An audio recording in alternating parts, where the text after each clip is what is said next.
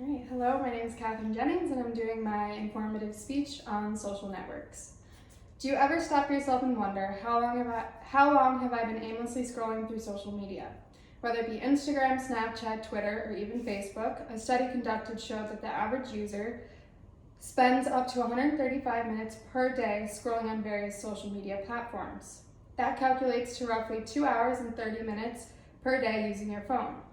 While social media can seem all fun and games, have you ever thought about the way it's affecting you as an individual? Fortunately for you, I'm going to examine the effects of addiction, mental health, and other potential risks you are exposed to every day as a social networker. Okay. First, we're going to dive into the addictiveness of social media. A recent study that was conducted found that social media is more addictive than alcohol or tobacco. The reason being is that 56% of the users were afraid of missing out. Social networking can stimulate the part of your brain that releases dopamine, and for those of you that don't know what dopamine is, it's a chemical which regulates feelings of pleasure, seek, and desire in a person, and this happens when a user receives comments or likes on their various social media platforms, and when they receive those, the dopamine is then released in their brain, causing them to become addicted and having a desire of wanting more.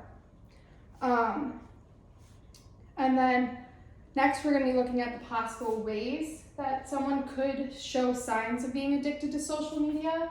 Phantom vibration is one of the most popular. This happens when someone receives a phantom notification and believes that they had received some form of notification, even though in reality they did not. And the second form is the reciprocity effect, which is when a person feels obligated to comment or like another user's status in hopes that they gain their attention for future online interactions. Okay. People who find themselves addicted to social media could also be experiencing mental health issues.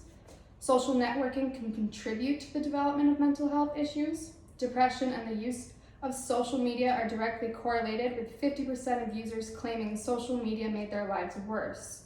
The reason being is because they felt that they were constantly comparing themselves to the people that they follow, which then led to them developing an unrealistic view of life and feeling that they aren't living to their full potential, and potentially can lead to enhanced feelings of isolation from lack of one-on-one contact. Furthermore, Amelia Strickland believes that sedentary behavior can also be a component to mental and physical health disorders. For those of you that don't know what sedentary behavior means, it's basically when someone chooses to sit around and scroll through various social media platforms, whatever it may be that they like, and because of this, it can increase the development of type 2 diabetes, obesity, cardiovascular disease, and high blood pressure. On top of that, it can also lead to mental health disorders such as anxiety or depression, and people who practice sedentary behaviors can have a 31% risk of developing these than those who are more active. Lastly, we'll examine the other potential risks of social media.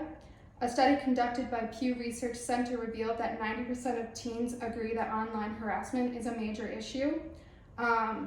Reason being is because 59% of teens have claimed that they have been cyberbullied, meaning it could be offensive name calling, spreading of false rumors, receiving explicit images, or having theirs sent around. Privacy concerns and physical threats are among the most common forms of cyberbullying. And when you look at this graph, it gives you a breakdown with offensive name calling being the most common form of cyberbullying, which is at a high of 42%. Okay. And finally, there is a potential risk of not being able to develop the proper communication skills while someone is, or risk of not being able to develop the proper communication skills.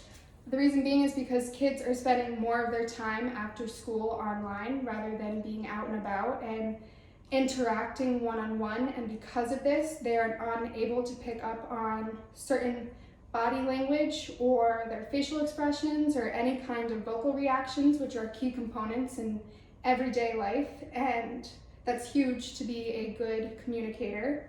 And unfortunately, people are starting to use social media as an everyday necessity.